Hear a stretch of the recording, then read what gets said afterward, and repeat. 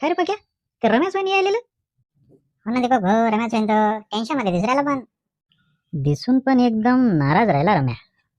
अरे रम्याच्या मायची आणि रम्याच्या बायकोची झाली भांडण. रम्या टेन्शन मध्ये. अरे बाबू, पार्वती काकू भांडण केली काय बहिणी? आता काय खरं नाही. दीपक भाऊ, रम्याला तर चांगला धुतला वाटते. ए शांत बसा रे, काय म्हणू नका त्याला.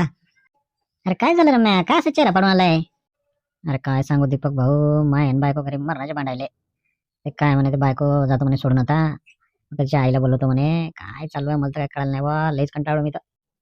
तरीच मी म्हणून राहिलो, मगाशी तुमचे सासू मला गाडीतून उतरताना दिसले. मी म्हटलं अनिश्चित कशी काय आली बस सासू तुमची? अरे बापरे, म्हणजे मी इकडे आलो आणि ते घरी आले वाटते.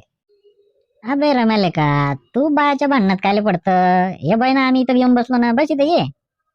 अरे रम्या, एवढा चेहरा पडल्यानं काय होतलं का? हे बाय आम्ही इतकं वय झालं आमचं, दिसलं का आमचा चेहरा कधी पडून? तात्या, तुम्ही तर राहूच द्या. कांता काकू काही चालू देत नाही तुमचं. अबे लेका पक्या, तुझं लग्न कुठं झालं? तुझं लग्न झालं तुला बी कळते कसं राहा लागते ताटा खाली. हे रम्याले का, जाऊ दे यांचं काय ऐकतं, तू ये बस इथं.